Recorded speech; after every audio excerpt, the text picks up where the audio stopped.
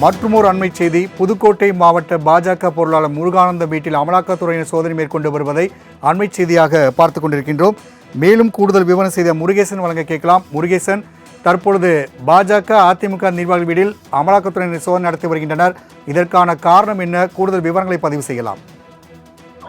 வணக்கம் சார். புதுக்கோட்டையில் பாஜக நிர்வாகி முருகானந்தம், கட்கங்காட்டில் உள்ள முருகானந்த சகோதரர் பழனிவேலு மற்றும் ஆலங்குடியில் உள்ள மற்றொரு சகோதரர் ரவிச்சந்திரன் என்பவர் வீடு உள்ளிட்ட 3 வீடுகளில் 3 கார்களில் வந்த அமலாக்கத்துறையினர் சோதனை நடத்தி வருகின்றனர்.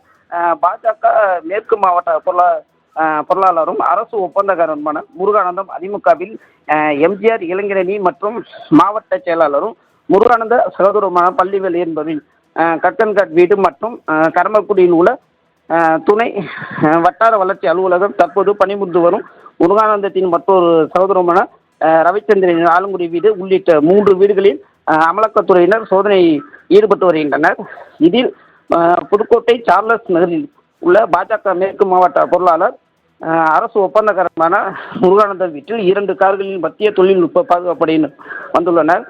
அமலாக்கத்துறை அதிகாரிகள் சோதனையில் ஈடுபட்டு வருகின்றனர்.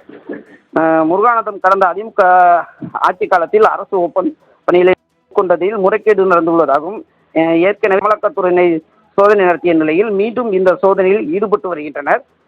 அதேபோல் அதிமுக எம்ஜிஆர் அணி புதுக்கோட்டை மாவட்ட செயலாளரும் முருகானந்த சகோதரமான பழனிவேல் என்பவர் கட்கன்காடு வீட்டிலும் 4 கார்களில் வந்த அமலாக்கத்துறையினர் காலையில் முதலே சோதனையில் ஈடுபட்டு வருகின்றனர்.